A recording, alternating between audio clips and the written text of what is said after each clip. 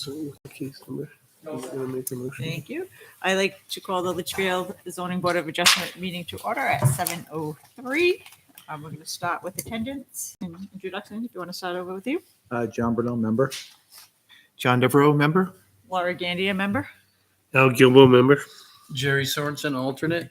Jeff Blackwell, building inspector. 1, 2, 3, 4.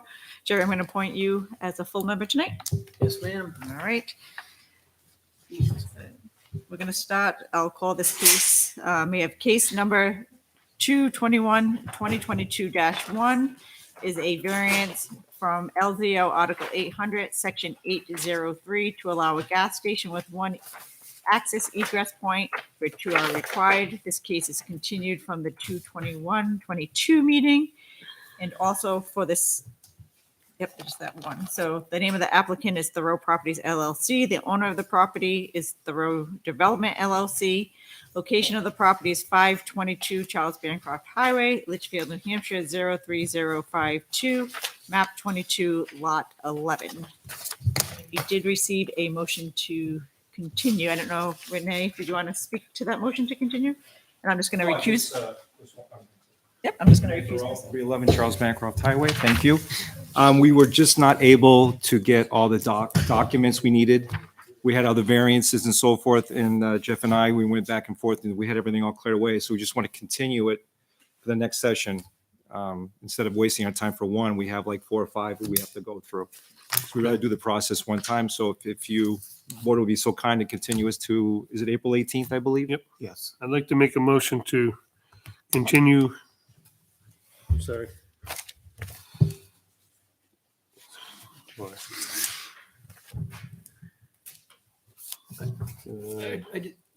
Is there, I just wanted to remind, we had a couple questions last time, and this is a new person. I just wanted to Sure, so is there a discussion period we can, You, just you can very, have a discussion Okay. before you wanted to hold up on your motion.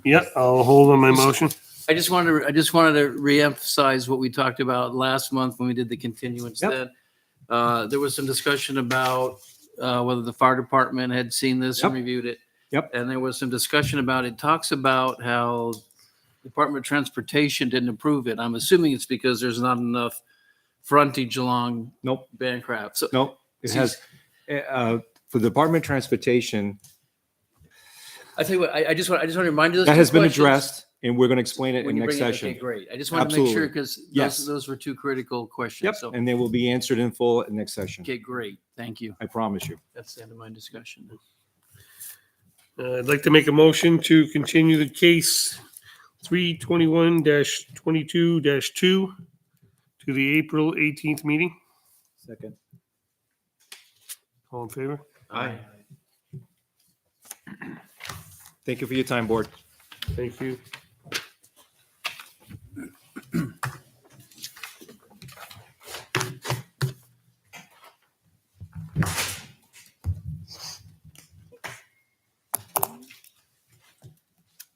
So the next case is case number 321-22-1, a variance from LZO Article 300, Section 310 to encroach 24.5 feet into the 50-foot front setback for the construction of a garage with living space above.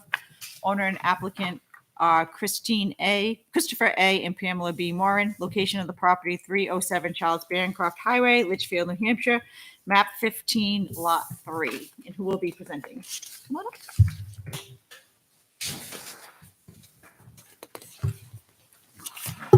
I'm good. I think.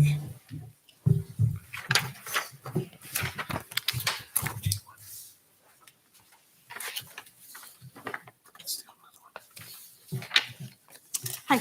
Hello. If you just want to introduce yourself. Yep, and then- I'm Chris Moran. This is my wife Pam, and your address. 307 Charles Bancroft Highway. Thank you. Did you want to tell us what you're doing and then go into the 5 points? Sure. We currently have a one-car garage attached to the house. It's obviously been there for a while. We're taking off the garage and adding a 2-car garage with a bedroom on top.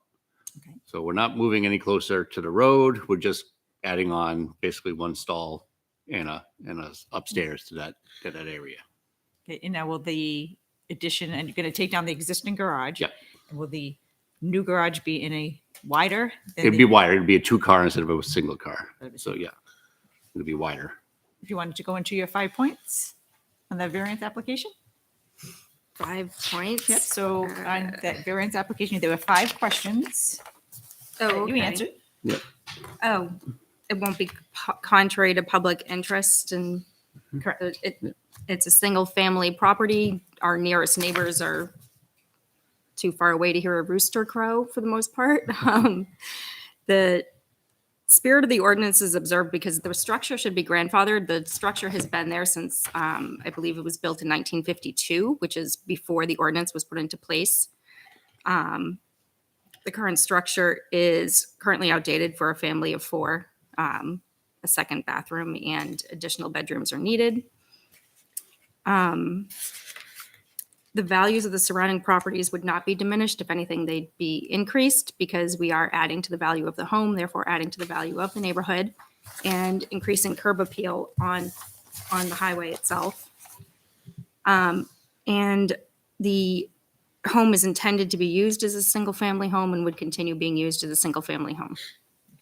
I think you may have skipped over question number 3, substantial justice.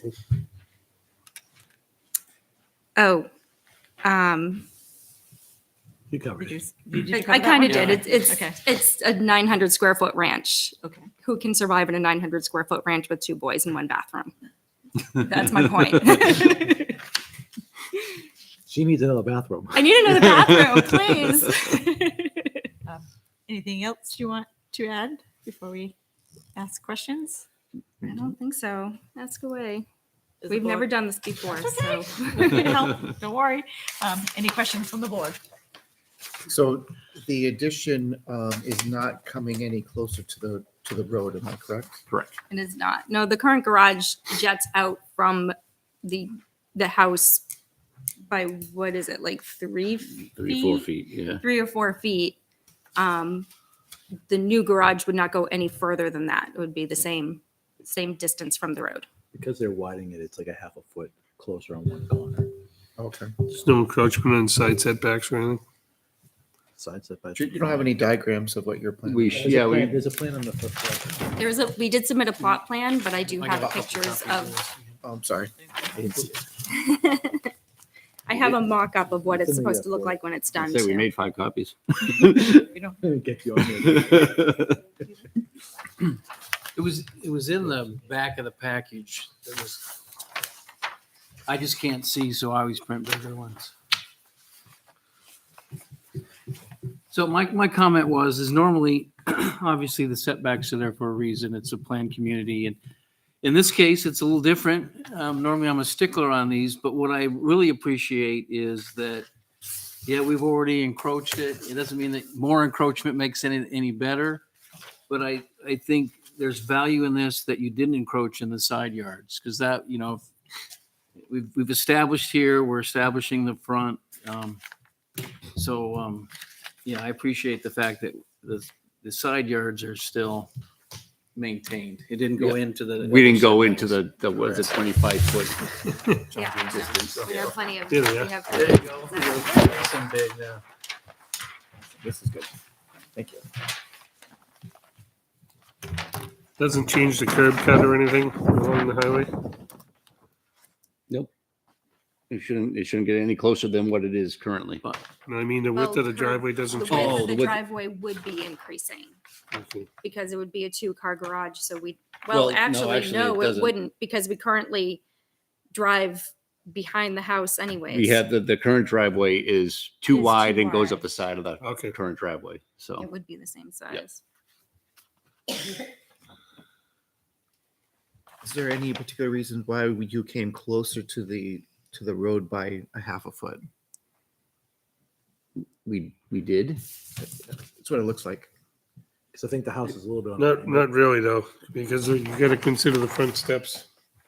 Oh, okay. I think you're talking about the 26 and the 25. Yeah, Oh, I'm sorry. 26, 26 and 25. I'm sorry. The road turns a little bit there, a Okay. little bit, and I think the house is kind of on an angle. It's at like a tiny bit of an angle. House on an angle. Oh, I get you now. Oh, I Okay. see what you're saying. Yeah. It's just because the road turns a little bit right Yeah. there. Okay, thank you.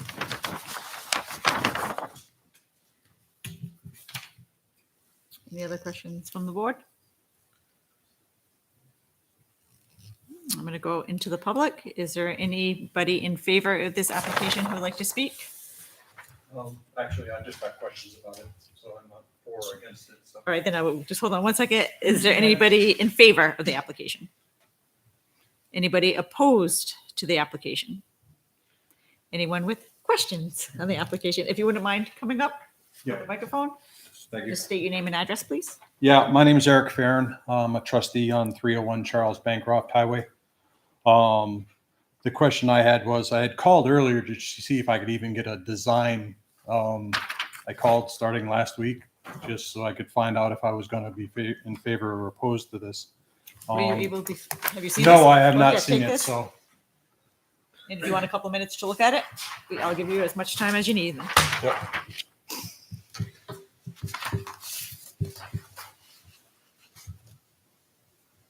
So I was more curious. The reason for the variance was that 1 foot that it's going to be No. closer to the road. It's a 50-foot setback. If you look at that plan, you can Yep. see there's dotted lines like in the middle of the house, going through the backside of the house. Yep. That's the actual setback. If this was a new lot, the house would have to be behind that.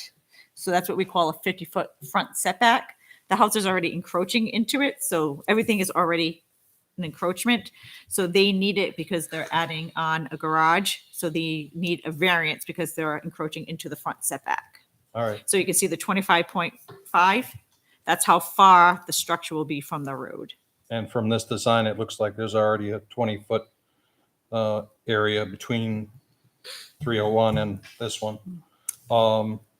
Right, there's, Just a curiosity, currently you guys have a driveway. Are you drive around? Are you planning on going through or around the garage? With the 2-car garage, we shouldn't have to go into the back of the property anymore. Okay. We're trying to I know you have eliminate- barns and chicken. Yeah. coops We're and trying stuff to like that. eliminate the cars in the back of the house, which is what the 2-car garage is for. Okay. did you have concerns over the side setback? No, from what it looks like, it's That's not, kept it's, intact. Yep, they're not encroaching into the side setback. right. They're not encroaching. That was my, Of course. like I said, I wasn't able to get a copy of the plan, so I had to come to the meeting. So, so with this design, I have no objection to this approach. So, Did you want to keep that? no, that's right. Thank you. Thank you. Anybody else for public input? Does the board have any other questions for the applicant? Does the applicant want to add any final comments before we close and go into deliberation? Nope, I have nothing. Thank you. I'm going to make a motion to close the public hearing to go into deliberations. Can I have a second? I'll second.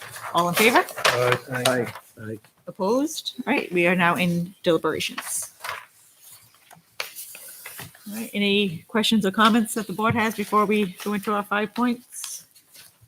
I think she laid out the 5 points well in the document and it's stated here. What was that? I think she laid it out correctly and it was well spoken and it's laid out in the application. Okay. Yeah, my only comment would be a picture's worth 1,000 words. So I know we don't ask for anything, but I think a lot of times people are trying to figure out what this is on a plan. So I think we can see it or whatever. I think we're just focused on setbacks and things like that. But just an overall comment. Sometimes that'll help everyone visualize what we're actually doing.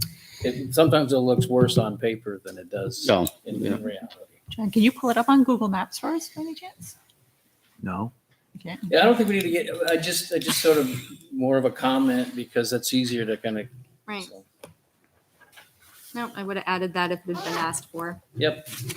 Didn't even think of Like it. photos? Is that what you're saying? Or Yeah. I do have a copy of of a mock-up of what it's supposed to look like when it's done, but it's literally just the front of the house. It doesn't show.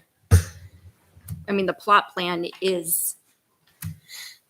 Yeah, I usually try to go out and visit them all. I don't know, people don't like me sneaking around, but I could if it is a visual. Yeah. So I think I want to see, twist John's arm to get us a visual. It may take a second. I don't know. Okay. I may fail. We'll see what I happens. didn't want to prolong it. I just was just kind of a comment. I think this one's pretty straightforward, but I think it was a slam dunk if you had a picture where you've seen it.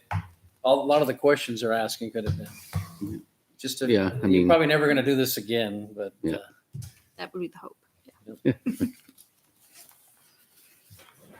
Any other comments? Let me just see if we can get this for a second.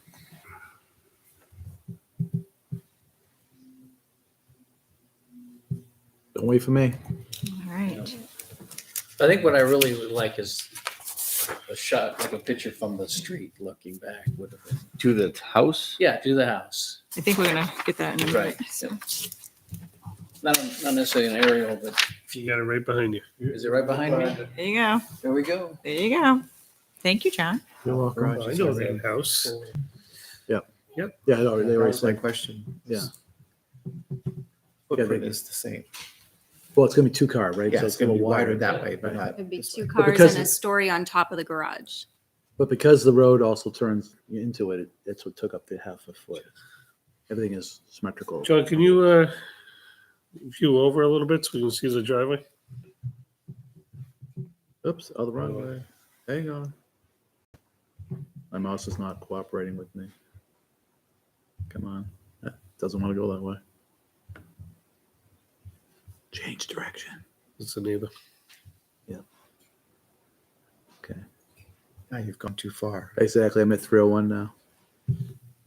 There you go. How's that? That's actually a good view. So right now the driveway is probably roughly 25 feet wide. Yeah, probably. Okay. Very cool. And with a two-story addition, you'll probably have that tree, or you think you're going to get in under the behind it. It's actually it's a little bit further away than, It is further than it Yeah. looks there. there's like 5 different trees in that picture, so. But if I have to, that's not a big deal. I can get rid of a tree.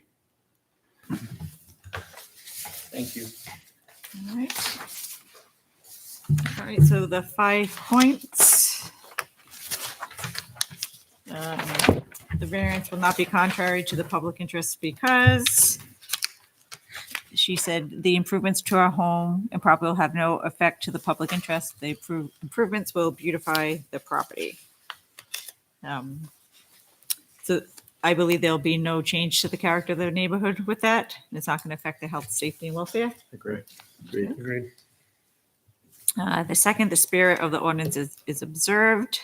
The original structure has been in existence since, it looks like before the ordinance was in place, and the additions to the structure will not go any closer to the road than the current structure. Yep, agreed. Agree. Okay. Yeah, the situation isn't any worse by this addition. It hasn't been made any worse. So. Substantial justice is done. The current structure is outdated. In a small family of 4, improving our property also improves the neighborhood as well. This is actually the balancing act, as the board is aware, is the loss to the applicant greater than any gain to the public by keeping the ordinance intact. And I don't think the public would gain anything by keeping the ordinance intact. Correct. Agreed. Values of surrounding properties are not diminished. The improvements will beautify the existing structure and property. There's no effect to the neighbors, no views are blocked, and no houses are close enough that we would be affecting them. I agree. I don't see any diminution. The abutter didn't have any concerns either who was closest. Literal enforcement of the provision of the ordinance would result in an unnecessary hardship. She put the properties intended to be used as and is reasonably as a single-family residence, and its proximity to the road has no bearing on that issue. The addition will further its uses as a single-family residence.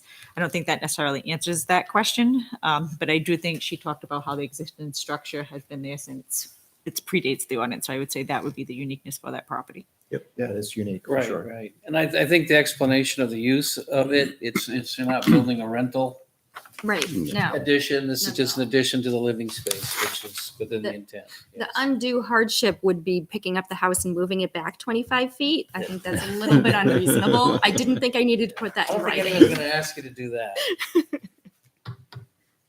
All right. Anything else? Anybody? All right.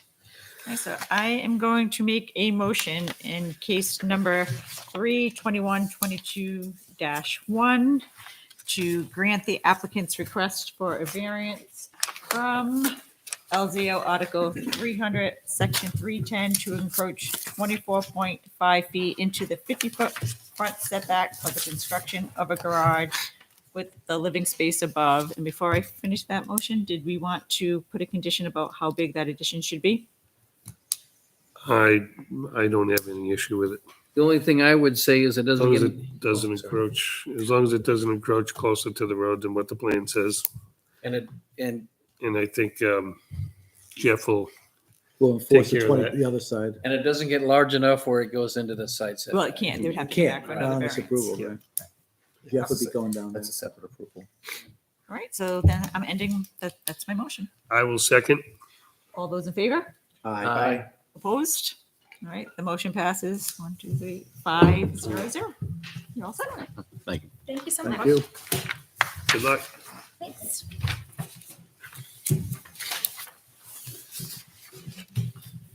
My stuff is still there, so we have to go back to my seat. How are you? No, you haven't.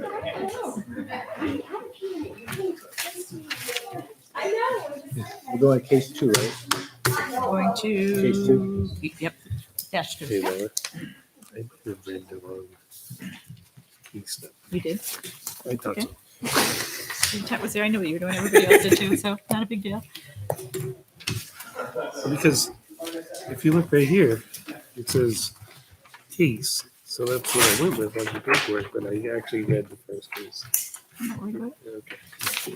The next case on the agenda is case number 32122-2, a variance from LZO Article 1000, Section 1001.00 to allow the use of a residential manufactured housing in the Southern Commercial Industrial Service District, which is otherwise prohibited, and a variance from LZO Article 300, Section 310 to allow the development on a lot with 35.3 feet of frontage with 200 feet of frontage on 3A is required in the Southern Commercial Industrial Service District. Name of applicant is Patriot Holdings LLC. Owner of property is Olson's NHP LLC. Location of the property is 13 Charles Bancroft Highway, map 1, lot 32. And who will be presenting? Jeremiah Boucher. The owners. Good evening. Thank you for the chance to be here. My name is Bob Best. I'm an attorney at Soloway and Hollis in Concord. Do you all have the submission that we sent in with all of the materials? Great. Great. Sorry, give me a second just to settle in.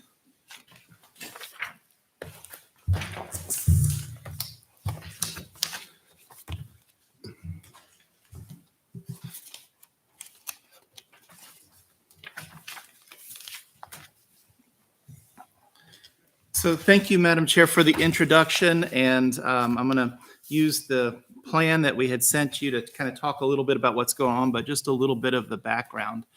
The applicant is here to seek approval to expand Olson's Mobile Home Park or Olson's Mobile Home Court. It's got a new name now. It's Litchfield Estates, but you may be familiar with the park. It's been there for an awfully long time. I had the chance the other day to go through the entire file in the Planning and Zoning Department, and its original approval for 2 mobile homes was in 1959. So it's been here for quite a while, and it's expanded over the years. The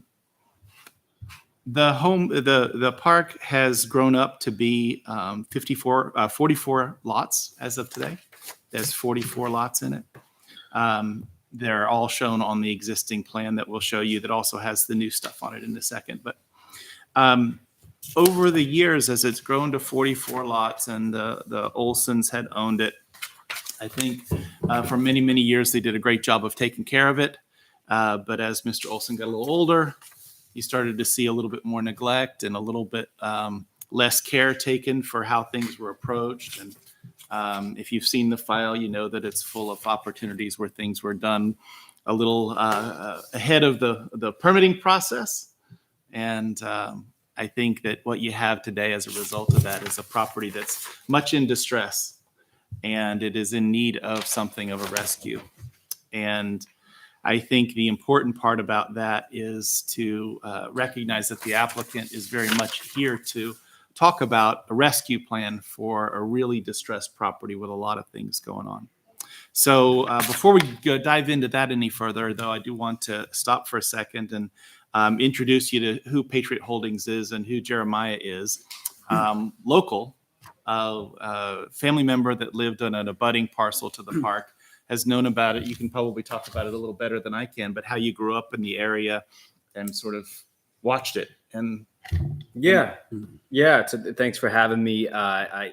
My father has a paving company down the road in the storage units. My grandmother owned Boucher's flower shop, and my grandfather for all those years. I grew up running around the backyard and through that mobile home park. A lot of my family is here today, and they all either live in Litchfield or want to live in Litchfield. And I moved to Vegas when I was a kid and came back and forth. So now I'm back, and I got the opportunity to buy the mobile home community. I was really excited about that. I've been in the industry 15 years now, just in manufactured housing, everything from buying, managing, improving. I grew up paving for my dad here. So we really get hands-on in making the communities nice where we're proud where people live and they rent. So, a lot of times we inherit some really challenging properties, and this is one of them. I met Mr. Bob Best here through the estate sale. It was an auction, blind. I won the bid. I felt like it was quite pricey for what we found out was there in terms of just the infrastructure being quite old and a lot of shortcuts. I knew Mr. Olson in the past. So since we bought it, we really got our hands going and making some improvements, and he could talk about that. But this is just so everyone knows, this isn't, I buy it, we fix it up, and we rent to anyone that wants to come in here, and then we sell it to some big company. This is a long-term family asset that's going to stay in the family. And we just want you to know that this is something that we're building for the future. And it's something that we would love the opportunity to do. Thank you for that. This is the mobile home park behind the old Bushy's flower shop. Yeah, correct. And it's not in use right now, right? Yeah, it's currently, there's 44 tenants right now, plus a single family home, and they're all operating and we're managing it. Okay. Yeah, it's important to realize that there's 44 families who call it home. And as much as it is a distressed property in need of some TLC, it is home for 44 families who count on it and frankly deserve a more wholesome park with more upkeep and more amenities to it. Let's take a look at the plan. Let me hold this up and I'll point out some of the features of it. Let's see. Okay. So Charles Bancroft Highway is here in the corner. The park is accessed through this very narrow strip. It has only the 35 or 37 feet of frontage. That's one of the variances that we're here to talk about.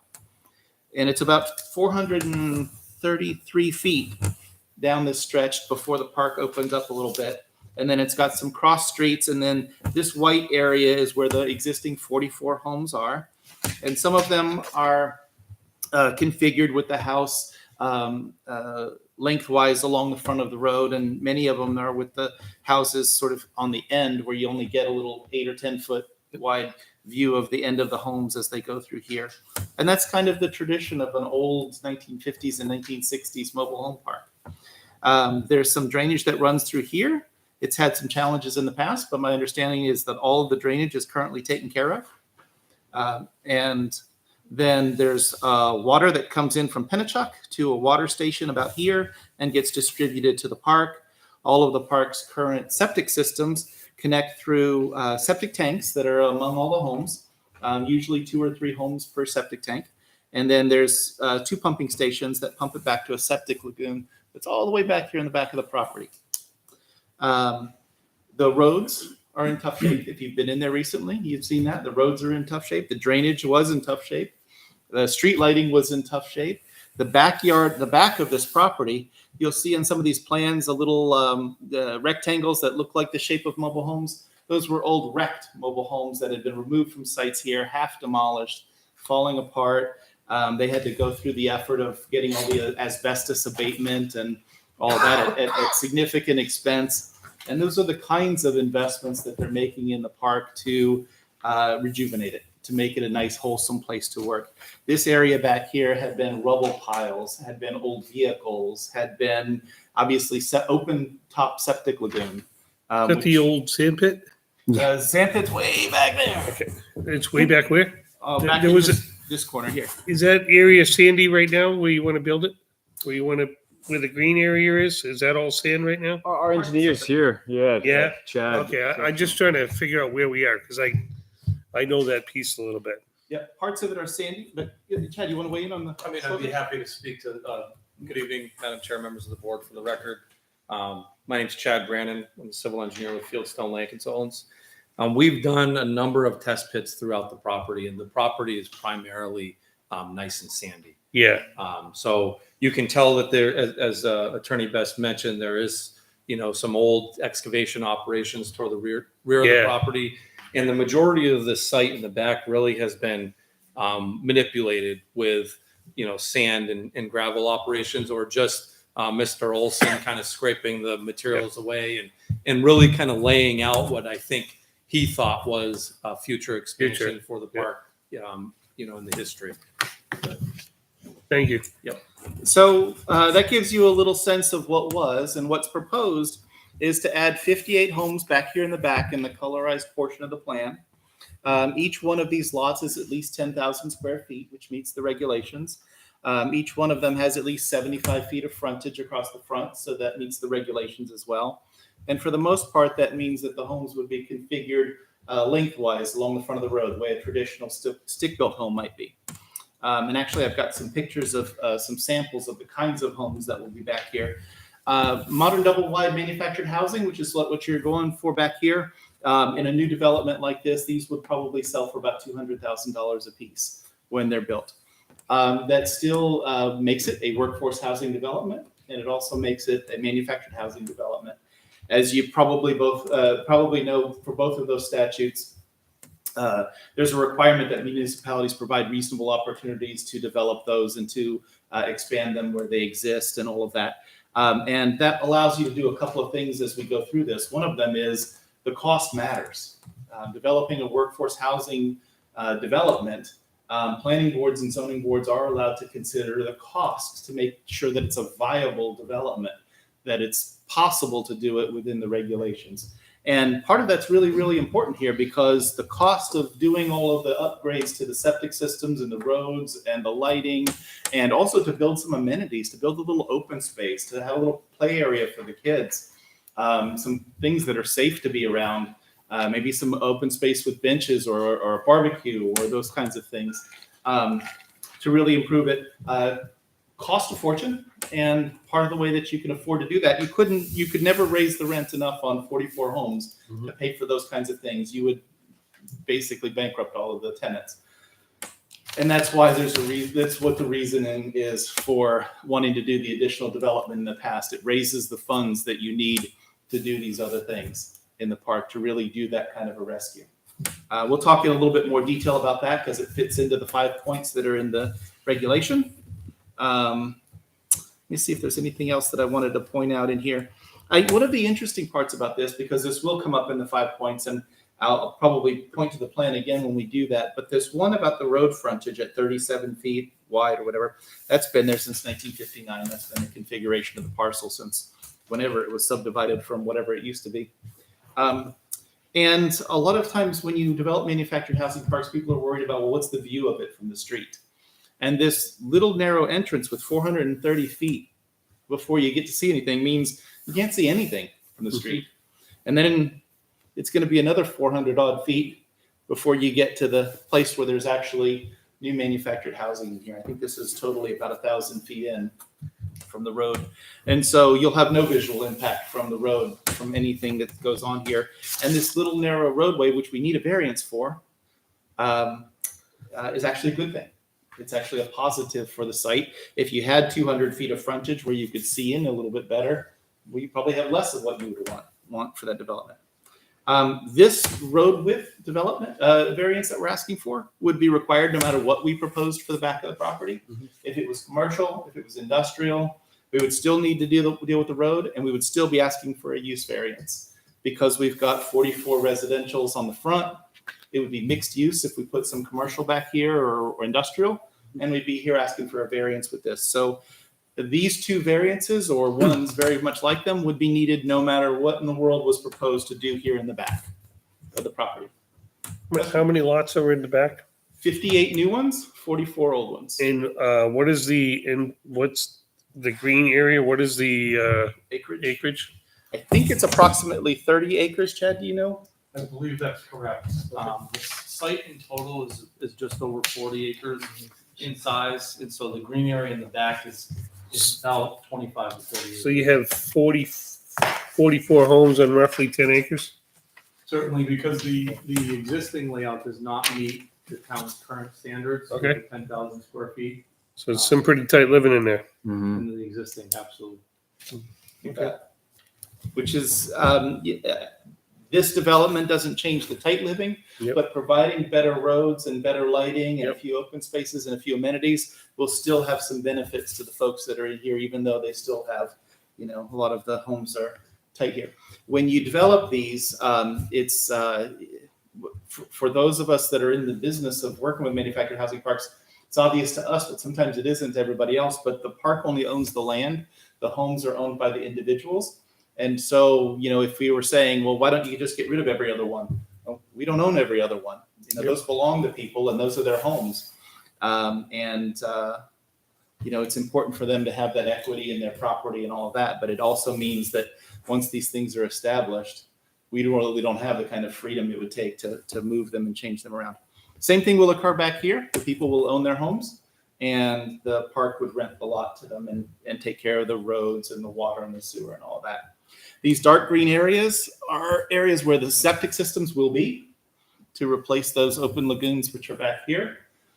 Those lagoons have been there since the beginning, since 1959 odd. And there's lots and lots and lots of reasons to want to get rid of them, both regulatory reasons as well as just aesthetic or quality of life or safety or sanitation. And so that's a big part of what's going on here. How do you get rid of them? Regulated by DES every step of the way. They have to be decommissioned. You have to go through a whole bunch of process and lay out how you do it so that it's all done right. So that's also a big part of what has to happen in here. So that's a layout of the property and a little bit of the outline for it. Yeah, let's just leave it sit on a chair. How about that? Does anybody have questions about the property? Would you mind just facing that in case anybody in the audience wants to see that? Sure. Thank you. Would that work better? So I have just a quick clarification question. I've always heard it as the Affordable Housing Act, or so. That's what you're referring to as the workforce housing?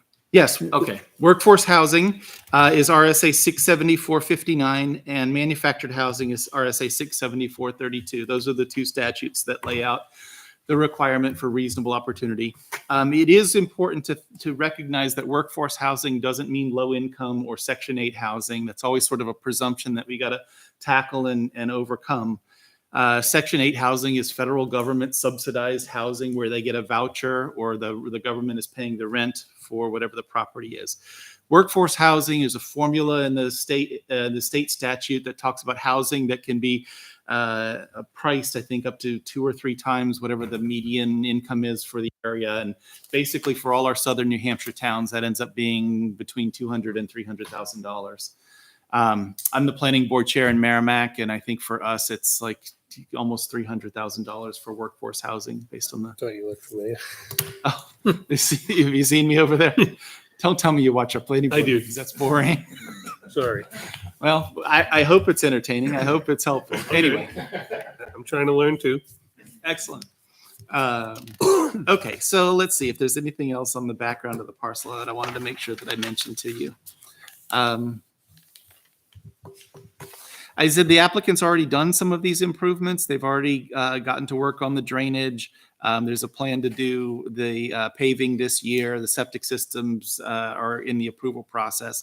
All of these things are going forward, but it is necessary that we see an expansion of the park in order to make these things possible. I think we've highlighted what the two variances are. One is to allow this use in the Southern Commercial Industrial Service District, and the other is to deal with this bit of frontage along the highway. So let's dive into the 5 points that are required by the statute. Can I interrupt just for a second? Of course. The frontage part is something that is actually exists right now with the current mobile home park. Am I correct? You're exactly right. It exists, and it existed well before the regulation ever came about. So for you to add to the park, you now need to get a permission to have the frontage that you currently have. For You your bet. Mobile home park. Exactly. Exactly that. There's no change to the frontage. We can't get any more, but we're not going to have any less. And it'll function exactly as it does now, except that the road will probably be paved, and maybe there'll be some kind of monument sign that says Litchfield. And we're Estates pretty or sure something. the increased traffic with all these extra folks, that's still going to be enough. I got one more to add to that. I'm sorry. Okay. So I guess might go to you, Jeff. So he's here for frontage for a road that's already existing. It goes in between two other lots that are not part of the same lot, but if it's a road with a road name, Isn't it a town road? Oh, it's a private road. It's not a town private road? Right. Okay, so the town doesn't take care of anything over there. Yeah, I wouldn't have assumed. it was a Okay, private road. all right, I'm sorry. Yep. Yeah, no, that's Just a wanted great to question. clarify that. It's a great question. And you were leading me to another question. I was just, I'm looking at, yeah, and I got the road staying the same. I'm just want to make sure there was some sort of calculations done that now you got more than twice as many people using that road.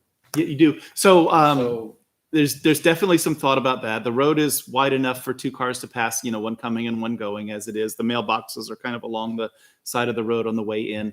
Width-wise, the road will certainly, handle traffic that's going in both directions.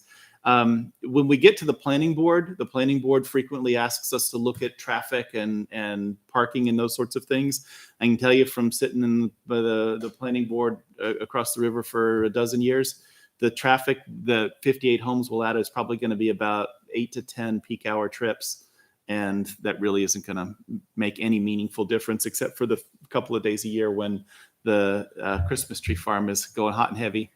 And I love that place. That's where I get my Christmas trees from. We've been coming over here for years, but you guys know, but can't hold us responsible for their traffic. It's great. And they're a great neighbor. So dealing with the public interest, which is the Can I first. just ask one question to Jeff, actually? Didn't the town pass an ordinance or some kind of zoning to do multifamily for workforce housing? Thought there was something on the planning that happened back in 2012. So I know we were dealing with the makeup for the town and making sure we had, before the government could say you had to do X, Y, and Z. I thought we passed something to actually influence where we would put these types of homes. I'm not aware. Okay. There are some provisions in your zoning ordinance that would allow the planning board to create a residential manufactured housing district and then to put a home park within them. And those are the things that we're looking for variances from because we're obviously located where we're located on this one. So, One more question. Sorry. of course. Is it all this property that is shown in green, is that all in Litchfield? Or does it go into Hudson at all? All of it's in Litchfield. Yeah, it looks like it's all Litchfield. I think there's There's a vicinity map up in the corner. You can kind of see. Oh, okay. Oh, that's right. It doesn't have. It's right on Look the, at the It's real satellite view. small, yeah. It's pretty, it's like two lots it's over in from Litchfield. the pretty- Litchfield. It's close, right, to the border? No, I think it's a little further down. I was more curious than anything, not that that made any difference. It might complicate things if you had to go to two different towns for that It goes activity. right to the true. Hudson. And thankfully we do not. Thankfully we do not. Okay. Yes. Any more questions? If you have them, feel free to jump in. I don't mind at all, just fielding them as they come up. So the public interest in this, we talked a lot about workforce housing and manufactured housing and how you've got two state statutes that say you got to give a reasonable opportunity to develop these. That's a very, very strong indication of the public interest is in favor of seeing there be these opportunities for workforce housing and for manufactured housing. that just requires a little bit more discussion as it relates to the fact that you've got this southern commercial industrial service district. The park existed before the district did, and because the use is there, and you would need a variance to do anything commercial or industrial there as well. The land really isn't functioning in as potential commercial or industrial land. Its use is already its die has been cast in terms of being residential, and so you're really not taking anything away from the commercial industrial zone by using this property for residential. Some of the things to talk about, and maybe this was 2017 that your master plan for Litchfield was edited, and I had this in my application, but I want to read it because I think it's pretty important. In talking about supply of affordable housing, your master plan says one technique to promote the production of a larger supply of affordable housing units is to increase the potential for manufactured housing unit siting in Litchfield. Contrary to mobile homes of earlier eras that were designed to be movable, contemporary manufactured housing is larger, meets uniform building code requirements, and generally is a much higher quality physical building stock. Now, I want to show you some pictures that I brought of what these homes look like, or can look like. There's obviously an infinite number of models, but let me pass these around so you can look through two examples.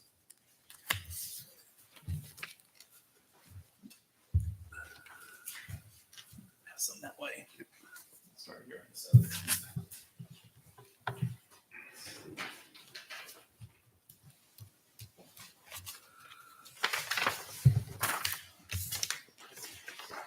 There's just multiple copies. There's only Let's say there's a couple of sets. That's one. Thank you. 200,000, maybe I'm gonna move there.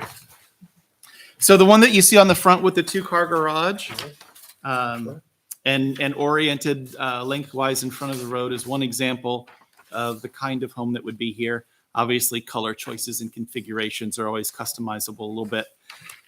And then on the second page, you see a different design that's got a large farmer's porch on one of the ends. And with the landscaping involved, generally speaking, if we didn't start the subject of talking about manufactured housing and I showed you these pictures, you'd probably think stick-built homes,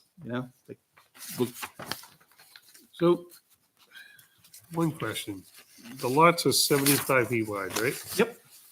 You know what I'm just wondering what the setbacks would be on the average of these homes? Go ahead.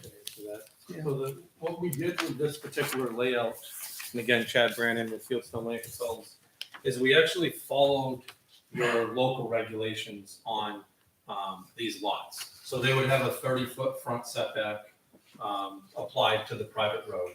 And then they would also have a 20-foot side and rear setback.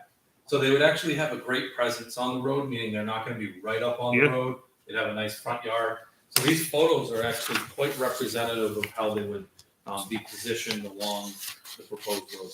So the homes that are in there now probably don't meet those setbacks. They do not, but Okay. we thought it was important in proposing an expansion that we follow the regulations that are current. Beautiful homes. Now we'd be manufacturing the garage. That's an addition to it. You don't order the home. The garage isn't part of the attached home. You just lost me there. Okay. Send a hat on. Yeah, it's nice. They're nice. So the plan that's outlined in the master plan itself and the things that it talks about with the supply of affordable housing and manufactured housing definitely speaks to that idea of what's in the public interest to be able to do these opportunities. And expanding an existing park where you've got land that's not really visible from the outside anywhere is probably a great opportunity if you're looking all over the whole town. Where would I put this? Why wouldn't you put it as a part of an existing manufactured housing park where you've got the available land, where nothing else could be done with it without a variance anyway, and you've already got all the infrastructure and the supports for it. I think the rest of the things that I included are certainly there for you to take a look at in terms of the public interest with respect to the manufactured housing. But I think that that really covers the big points. The narrow entrance, and I'm dealing with both of these variances at the same time, so forgive me for doing that if that's. Well, can I stop you once? Does the board want to take each variance, have them do each variance separately? Or are you fine with them presenting both of them? I'm okay with both. Yes, me. I am too. It'd make more sense that way. It gets kind of redundant to go back through these things twice. The narrow entrance that's been there has had no detrimental impact at all, as the park has been there for the years that it's been there. And actually, I think, as I talked about before, it's kind of beneficial to have a really long, narrow driveway where most of the things that are developed are way back and way out of sight. And so we definitely think that that's in the public interest. The spirit of the ordinance is maintained largely because the park is a pre-existing non-conforming use, which predated the ordinance. And because of that, it was never going to be a parcel that could participate in the Southern Commercial Industrial District because the property already had 44 residential units on it. You'd never be able to come back and say, well, let's do a factory or something in the back without getting a variance or something like that. So although the spirit of the ordinance is to preserve land for that commercial and industrial development, this particular parcel was never in the mix for that.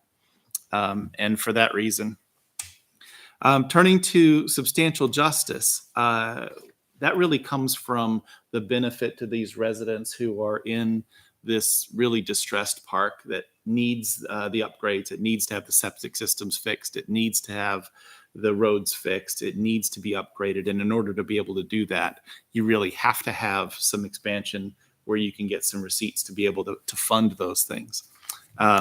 Without that, it's really challenging for the existing residents to have a place which is really just, it's their home, it's where they live, but it's really not as nice as it ought to be. It's not up to the standards of the company, Patriot Holdings. It's not up to the standards of the folks that live there. Sometimes with the substantial justice, there's some discussion about what are the trade-offs. Will you have school impacts? Will you have police impacts? Will you have fire impacts? Adding 58 homes to the back of the parcel at about $200,000 a piece is $11.6 million in taxable property value that would be added to the books by doing this. And at your current $18.44 per thousand rate, that's almost $214,000 in tax money that would come from the owners of the homes in the back. And whatever needs that there were for police or ambulance or schools would certainly be more than outweighed by the addition of the $214,000. It would also be a little bit more than that because slowly you would start to see the front part of the park improve over time, certainly by better roads and street lighting and amenities and those kinds of things.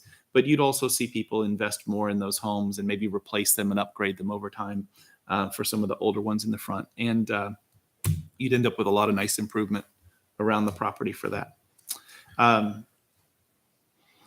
That idea of the tax money, number 4 in your variance criteria is the values of surrounding properties won't be diminished by this request. Certainly putting nicer manufactured houses that are about $200,000 are not going to do any harm or damage to the abutting parcels, and also having the streets laid out. But it's also amazing to think about what is there or what's been there over the last decades. And the back of the parcel has really been the catch-all for old wrecked mobile homes, asbestos, the septic lagoons, trash piles, and all of that. And improving all of that, getting rid of all of that is certainly an improvement on the property value. But it also tells you that for the most part, none of the abutters can see what's going on this parcel anyway. This one is really just out of sight, out in the woods, well shielded from everywhere. The dark green border that you see around the outside is a 50-foot woodland buffer that will be protected around the outside. It doesn't exist today. The 2 septic lagoons are well within that buffer as they sit there today, and those are going to be removed, so that setback will be protected. And you're really going to have, if anything, a real positive effect on the surrounding values by not having, all of this wreckage going on in the back of the parcel and getting nice, attractive homes on good streets in a wholesome place to live. The fifth and final variance criteria, the roadway as well. I've been kind of focusing on the workforce housing and manufactured housing, but in all of these criteria with substantial justice and the values of the surrounding parcels, it really comes down to the fact that the road is what it's always been. It isn't going to change. It won't get worse. It won't impact anybody in any way because it's going to look basically like it does now, except for having a nice paved surface instead of its broken up pavement, and probably some kind of monument sign that says Litchfield Estates or something that looks dignified at the front. Literal enforcement, unique character of the parcel. This parcel has been a manufactured housing park since 1959. That is certainly a unique characteristic. It predates the existence of the Southern Commercial Industrial Service District.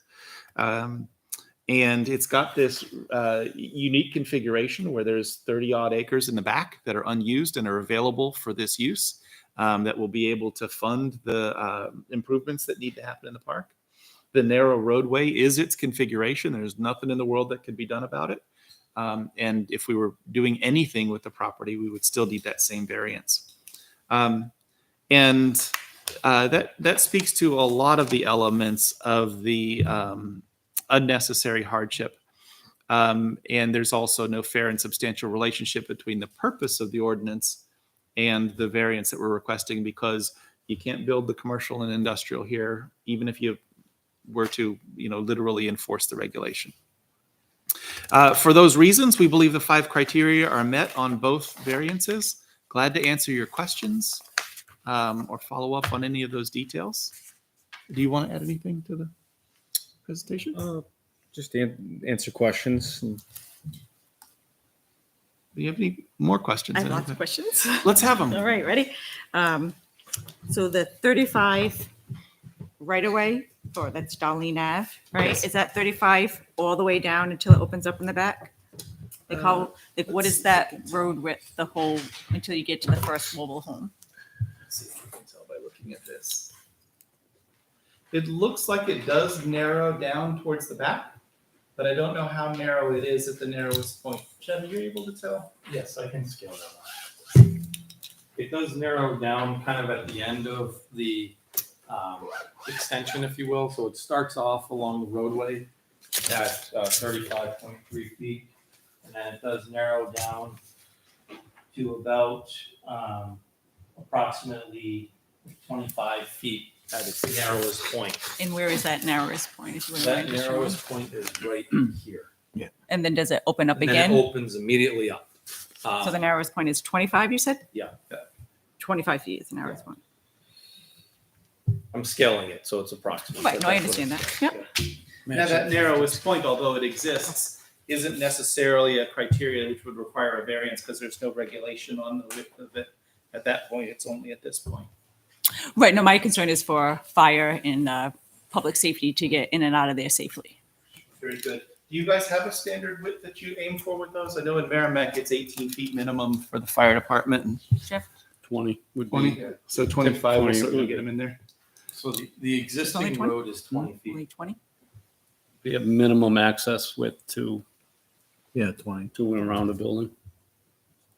Well, our intention is to make that road quite wide.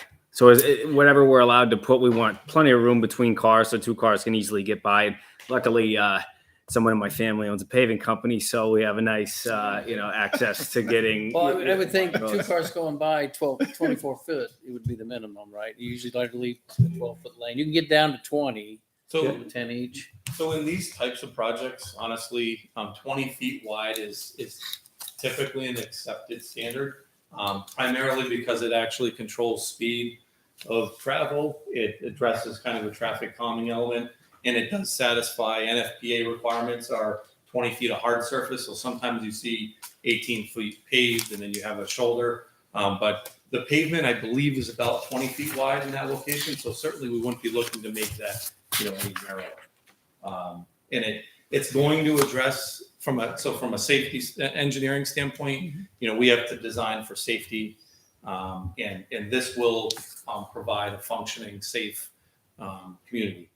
And, you know, certainly there's room to make some improvements. And I think that if anything, Patriot Holding is, you know, coming to the table willing to make those improvements. So we hope to address, you know, maybe those concerns relative to width of road if we're successful this evening before the planning board.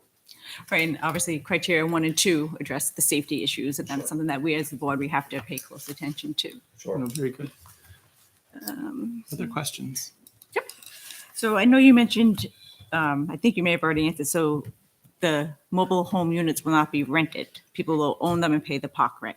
Correct. So there'll be no rental units there. Are there rental units existing now? Correct. No, So so everything is- so we personally don't own the company or any of us as owners don't own the mobile Oh, homes. so you just own the land, Yeah. then they pay the park Is rent. there some sort of stipulation that someone can't just buy 5 of them and make them rental properties though? Yeah, our lease it's not allowed in the laws or bylaws where we don't allow other people to buy a home rent. Now, you know, we try to monitor that as best as possible with family members who have another family member that live in there.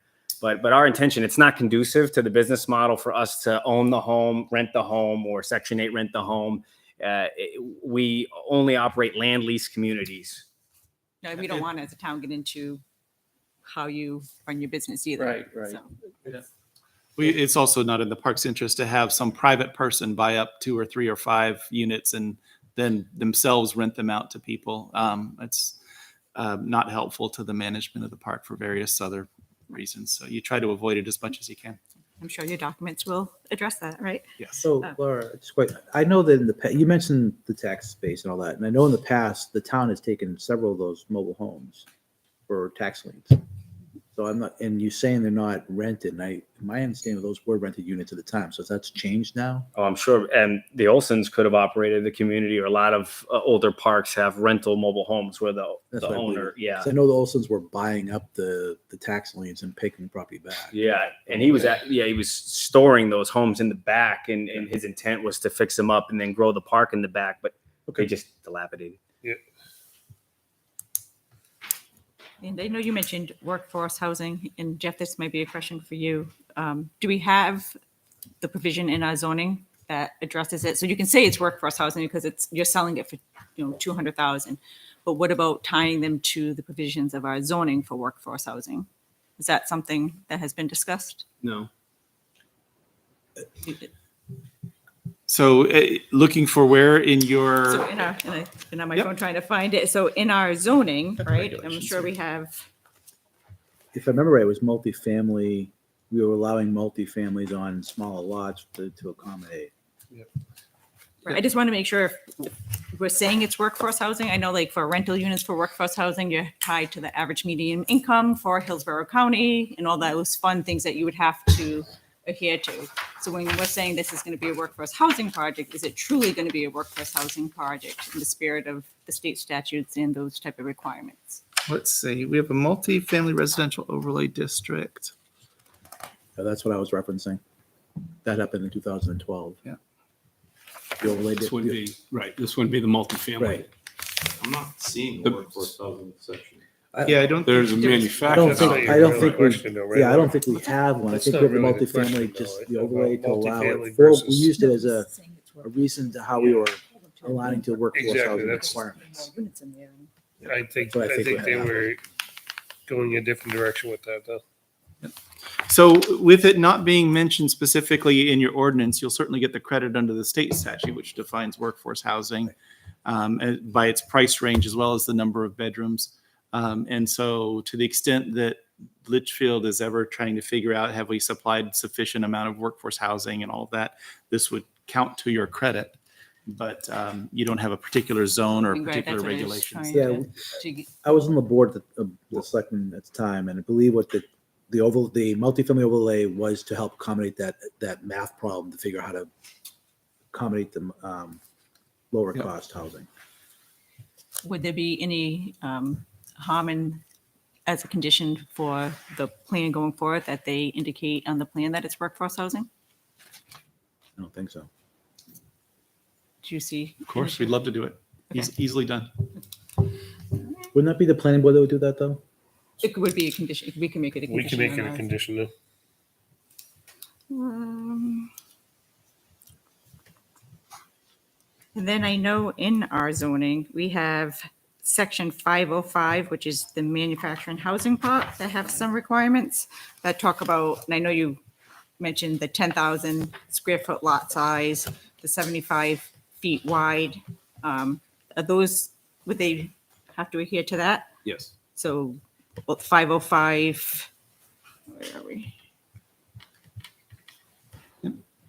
Those dimensions are in C, 505C, and then Right. there's other requirements for the manufactured housing parks. And we would present to the planning board with all of those requirements.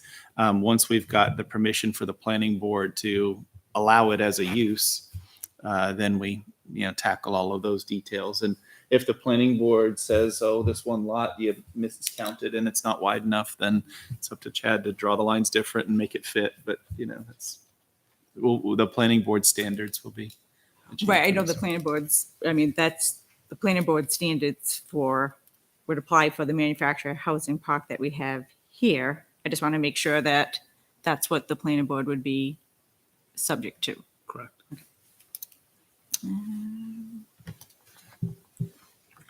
And we did talk about NFPA standards. I know you have your engineer here, if you wouldn't mind, just kind of, again, talking about the road and what standards that we're meeting for NFPA, and if there are any standards that you're not meeting.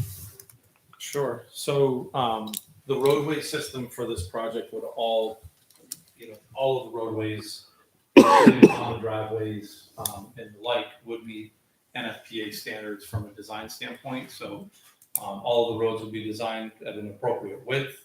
NFPA standard for width is a 20-foot hard surface. Doesn't have to be paved, but the internal roadways is proposed to be 20-foot paved with a slight shoulder. So that would exceed NFPA standards and would likely hopefully exceed local standards as we move forward too. But certainly as part of the planning board review process, we would get a review from the fire department. Other NFPA standards typically has to do with water supply. And so we are connected to Pennachuck Water here. So there is an opportunity for addressing some water supply issues with that. We haven't gotten into that level of design yet for this project, but we do hopefully look forward to getting to that point. We could accomplish that in a number of different ways. If there was an issue with volume, then we may look at doing, some kind of a fire cistern in the back or something of that nature, or even a fire pond, because we do have some man-made kind of jurisdictional wetland areas in the back of the property as well.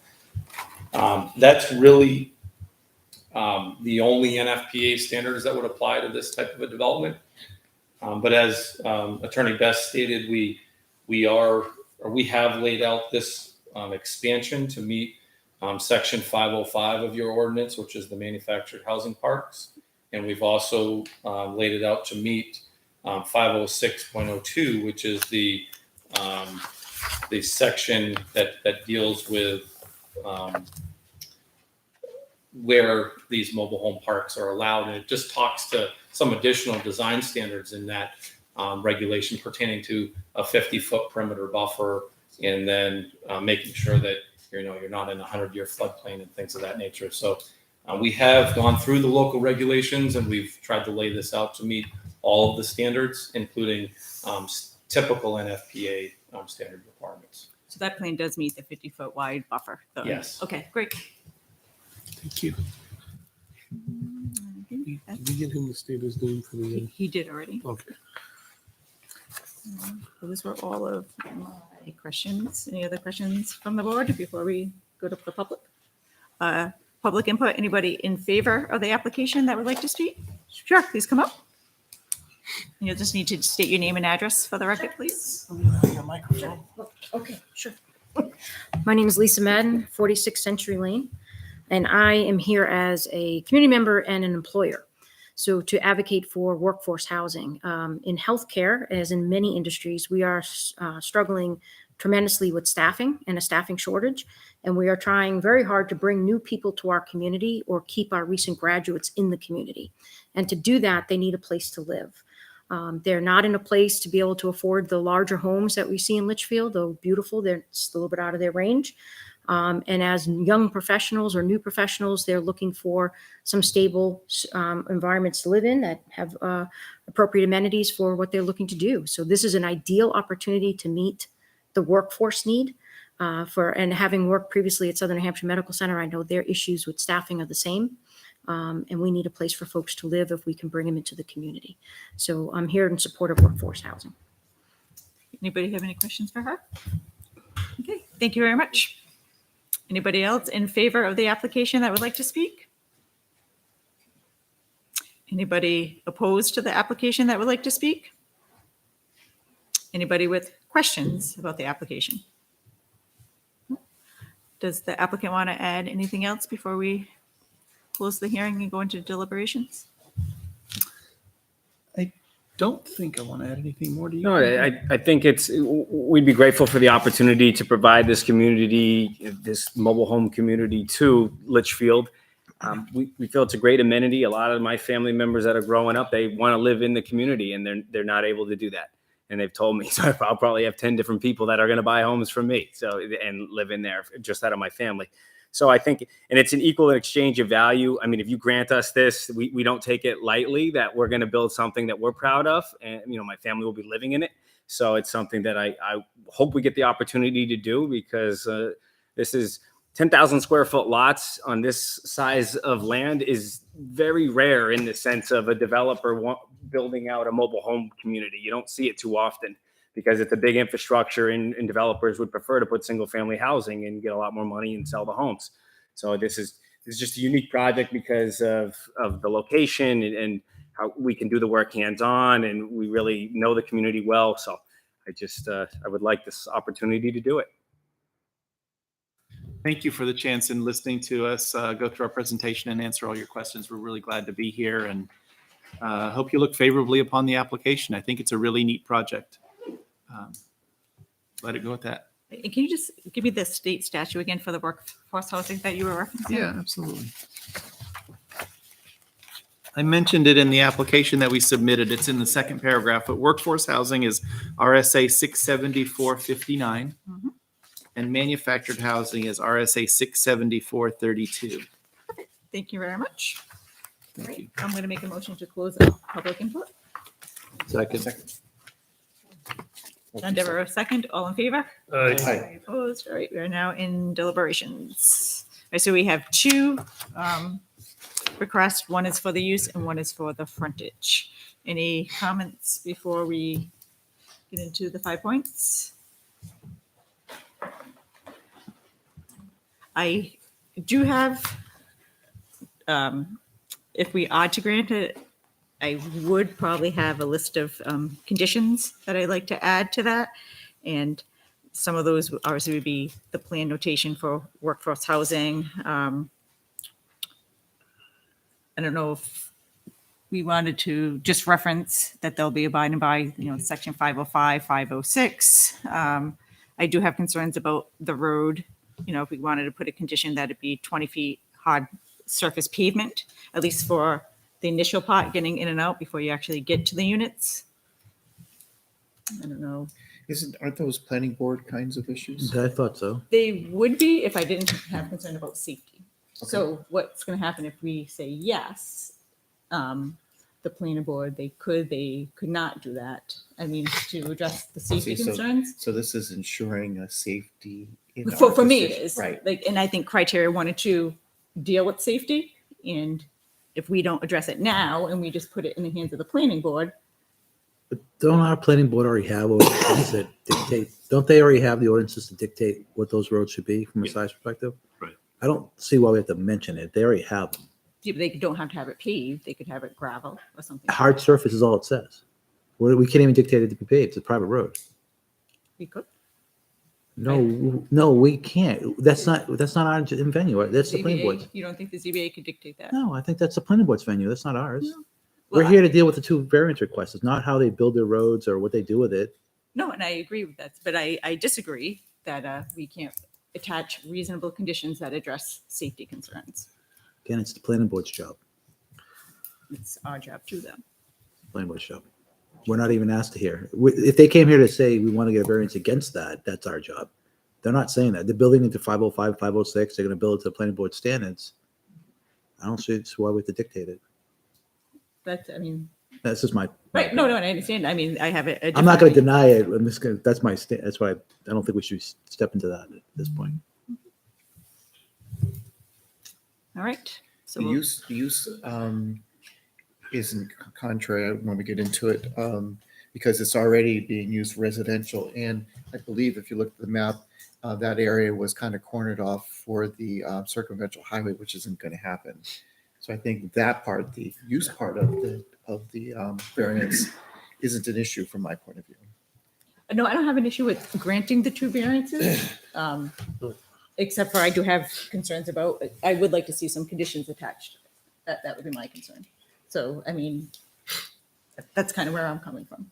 So no, and I do Because, agree with. what because you're saying. basing your approval that you want to make, that these are all, that they wouldn't be, but yeah, I just want to I just want to make sure. reemphasize the right. point that That they- these sections are followed. Right, and there's safety concerns, and I think What happens when the planning board decides to go against your? they can't.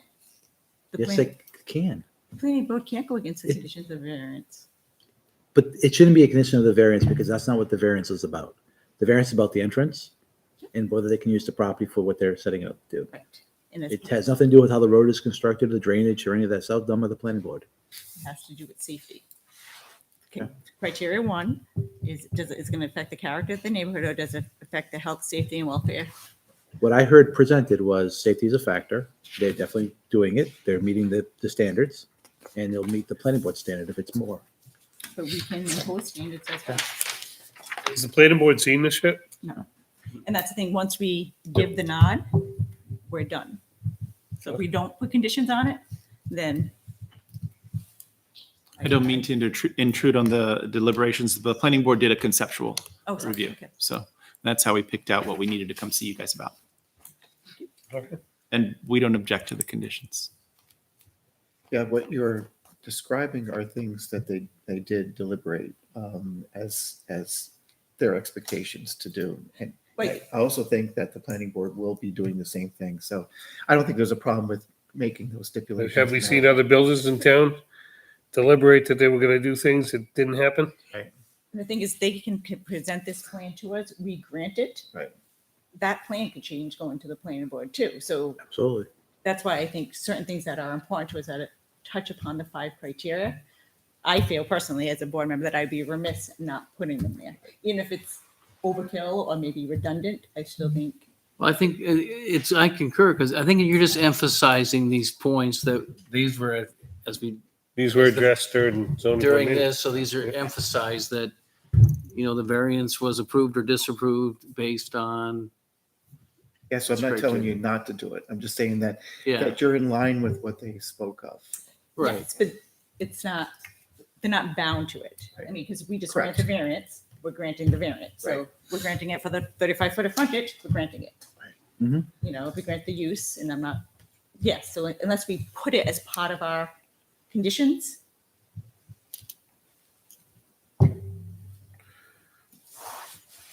Okay. I think, so are you saying that, you don't want them to change the surface of what's there now, because what's there is paved now to the all the way to where they're going to start? So you don't want them to have dirt roads in the back? No, I want from Charles Paved. Bancroft to that point where it kind of opens up to be good, hard surface for the fire trucks to get in and out. And it's already like that. It's good then. So when they're doing the construction, then I don't think that would be an issue. Shall we go through the 5? I'm ready. And then we get to the motion? She was ready before we started arguing with her. I'm ready. All right, so I think we're- we do have 2 separate variances, so we do need to address those separately. Yep. All right, so the first one is the use variance, which is from LGO Article 1000, Section 1001, to allow the use of a residential manufacturing housing in the Southern Commercial Industrial District, which is otherwise prohibited. So granting the variance would or would not be contrary to the public interest, because I say it would not be contrary to the public interest because it's not going to affect the character of the neighborhood because it's just expanding what's Right. already That's there. It's already a mobile park and it's already one. Right. This is gonna use. The health, safety, and welfare, which is the second part, is I do have concerns that would be part of my condition. So I would say it would not be. The spirit of the ordinance would or would not be observed. I would say it would be observed because you already have on this 40-acre parcel, 50-something homes there already. Yep. Granting the variance would or would not do substantial justice. I think it would. I don't think there's any loss to the public. No. I think the Anything loss. it's a add to the public. Right. And it's, yeah, could be a benefit to the public. Yep. The value surrounding properties are not diminished. The way they described it is going to improve the living area and will promote increased improvements to the living area. So that's, I think they got that one. Right, and I think, again, part of my conditions would be the 50-foot wide buffer that we talked about, just to enhance the values of the property, so.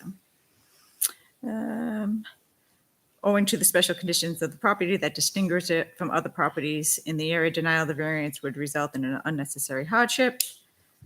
I think it would result in unnecessary hardship. I do think the property is unique. It has only that tiny little square thing of frontage coming out to Charles Bancroft. It's 40 acres. That's already half developed as a manufactured housing park. Right. It's already housing. Agreed. I think that one is good. I'll make a motion to accept the use variance. Are you putting any conditions on it? No, No. you're welcome to add to. Okay, can I, then that's okay. I second it. Now you can. No, I was adding, you can't check if you're still talking, so I am adding my conditions. So I have conditions, Well, don't you have to make the first motion first and then you can amend it? say that again? No, he didn't finish making it, he made it, and then he said I can add the Okay, conditions. you gotta let her edit your voice. Sure. Go ahead. All right, So that for the use, that's why I didn't I think- foresee any need to make additional stipulations for the I think if use. we just do it for both, it's cleaner, it's neater. The same conditions on both would be my recommendation. So I would say that the applicant will abide by sections 505 and 506. LZO 505 and 506. That the plan will contain a note indicating that, yep, the project is a workforce housing project pursuant to RSA 674:49 and RSA 674:32.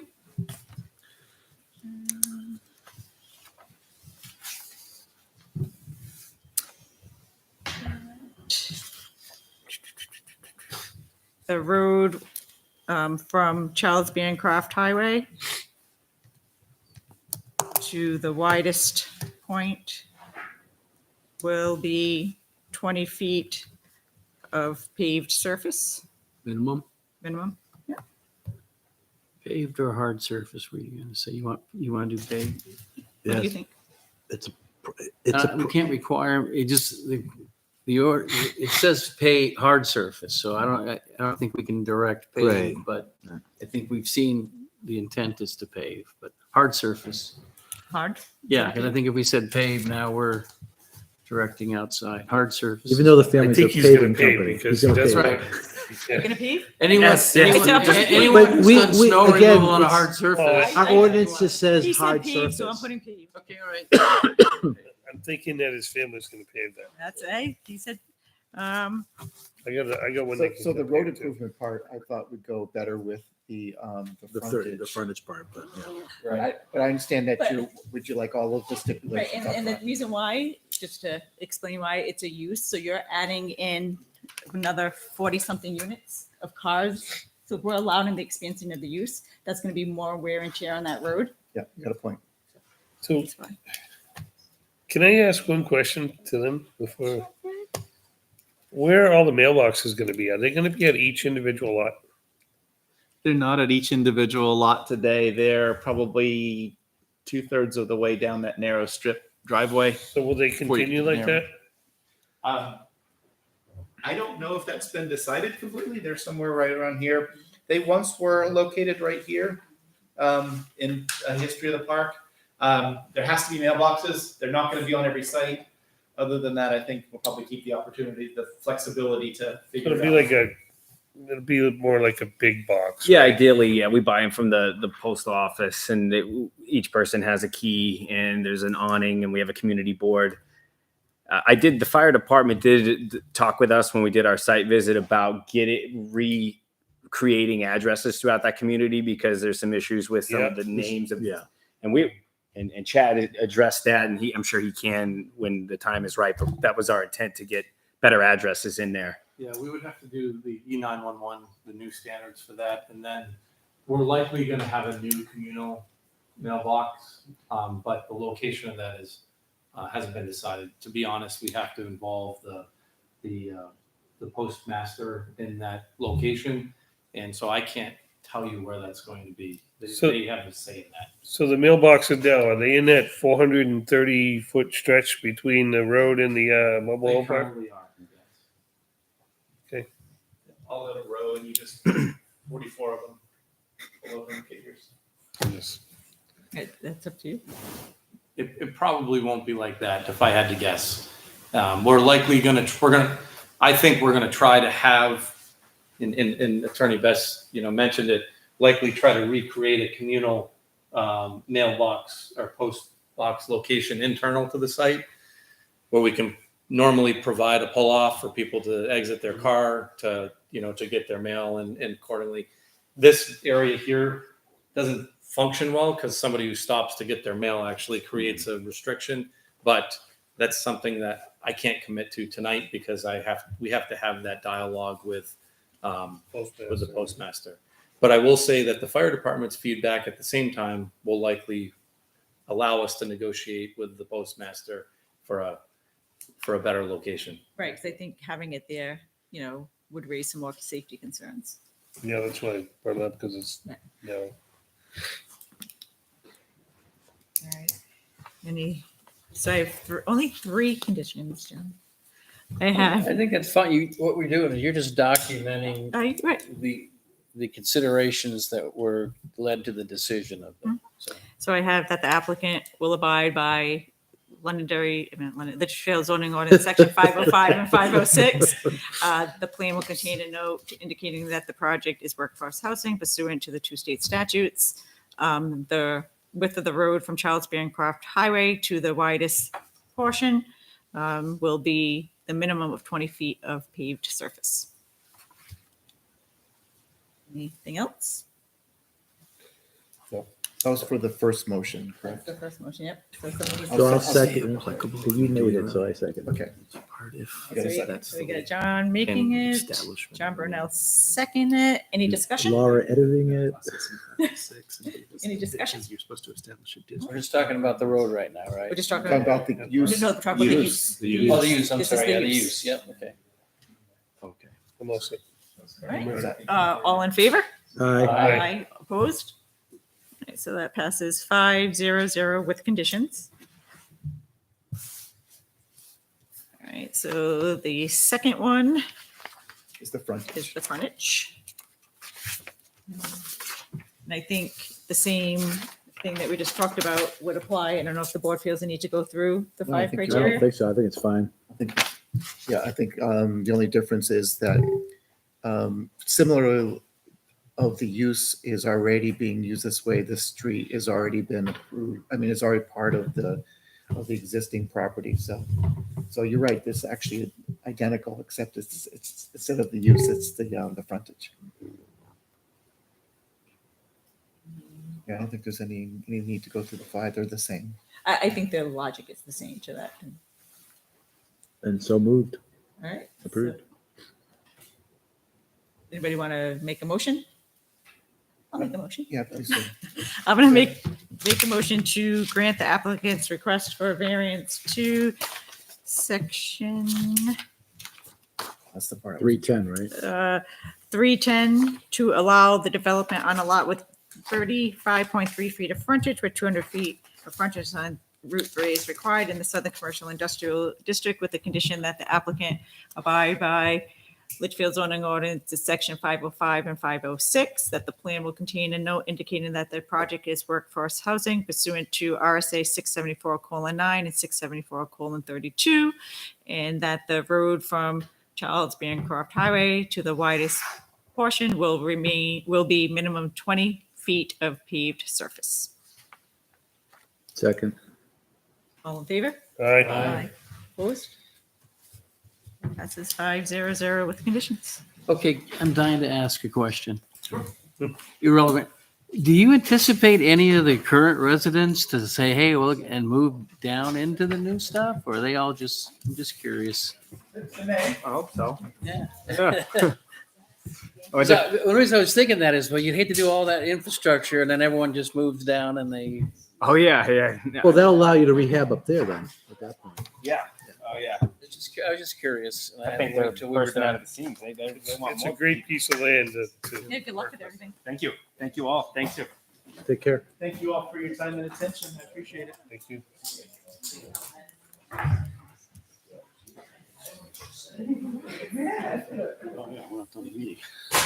Who Who you think you're running out of here, Jeff? Close. I tell you what, there's a lot of teachers that we'll be able to keep now too. Oh, it teaches I'm hearing kids. about a lot of teachers that, hey, A lot of teachers are leaving this year. Yeah, my daughter just interviewed. Do we have any other cases? Yeah, No other cases, but we do have a couple of other communication and other business.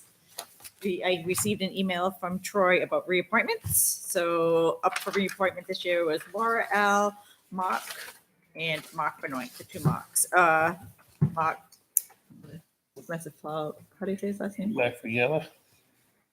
Friella, Is that how you say it? I think so. Okay. I don't want to butcher it. He does not want to seek reappointment.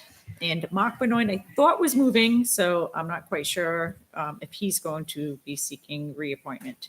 So if that's the case, we'll ask the town to post for those positions. And if we have any current alternate members that would like to move up to full members, that's how that process would take place. Do I need to make? Yeah, I would like to do that. Okay, so once I'll send an email to Troy I'll letting him know respond to that. it then. And the other two that terms are up was myself and Al, and we both indicated a desire to seek reappointment. Awesome. So that's How many that. years is that for you? Congratulations. How many years is that for me? You don't want to know. 20 something. As long It's as gotta be Calvin's 20 out. something because I was on it with you too, so and I've been gone for a I'm getting while. old so. too on it. So that's that. And the next thing is training. I know we mentioned before about having training. So Troy is looking into doing some training. So I just wanted to put that out to the board. We can try to do it on a different night or maybe before. Yeah, so I didn't get a chance. I can go to what's scheduled now. What's the one in May? I can't. I can go to one. You have to go to both, or can you just go to You this can, one?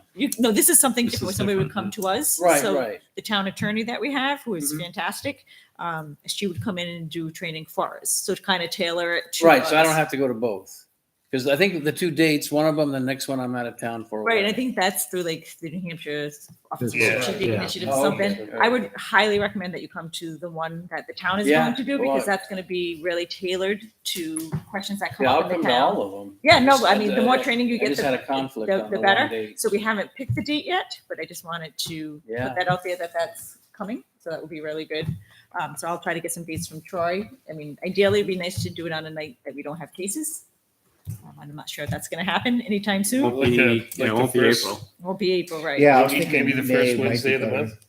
I can't do Wednesdays. Early, Uh, So Laura, still early. it's Litchfield. You live in It's- I Litchfield. Maybe. know, I always do that. Maybe one for, I know April's bad though. yeah, there may be one for May. Yeah, All right. So that's in the works right now. is there any nights that if we had to do it on a different night that work better for folks? I just give me a little bit of a lead time where I can Okay. move stuff around is all. Sometimes Wednesdays are better. Do you have? Like the first Wednesday of the I can't month, do right? Wednesdays. Because Wednesdays were bad for you, is that correct? Because we Yes. used to have Wednesday Right. meetings, yeah. Okay. Well, maybe Tuesday? Yeah, what about a Monday? Like if it wasn't. Yeah, another Monday, I Okay. guess would be Okay. fine. All right. So I'll check with Troy and see if Laura can give us some dates. Laura's the town attorney. Okay. And then we'll move forward from there.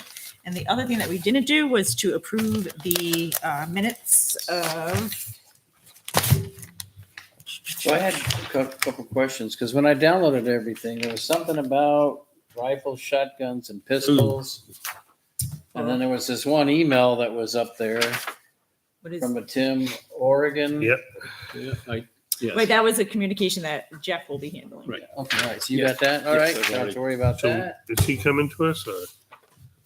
We don't want to really yeah, talk wait about till- cases yeah. until Yeah, they that's- get to us. Yeah, that's So it looks like this guy with not his, enough information yet. Okay. so we have nothing to do with this guy's home business, So mail that's- order business. That's all going to Jeff. Okay, all right. But we do have the February 21st, 2022 minutes that we need to vote on. So I will make a motion to accept the February 21st, 2022 minutes as presented. I'll second. Any discussion? All in favor? Aye. Aye. Opposed? That was a quick one, right? Wasn't that? Two continuances. All right, so next month for April, we do have Renee Thoreau, who is here. We have his cases, and then we have Mel's Funway, and any other cases that may come in the interim. And I am definitely on vacation that day, unfortunately, so I will be unavailable. We may need a alternate. We probably, But we have three, that three's enough to run the meeting. When are we talking? April 18th, 18th? yeah. I'm around. I'll be around. All right, any other business? Make a motion to adjourn? I second. All in favor? Aye. Aye. Opposed? All right, passes. We are adjourned at 8:38.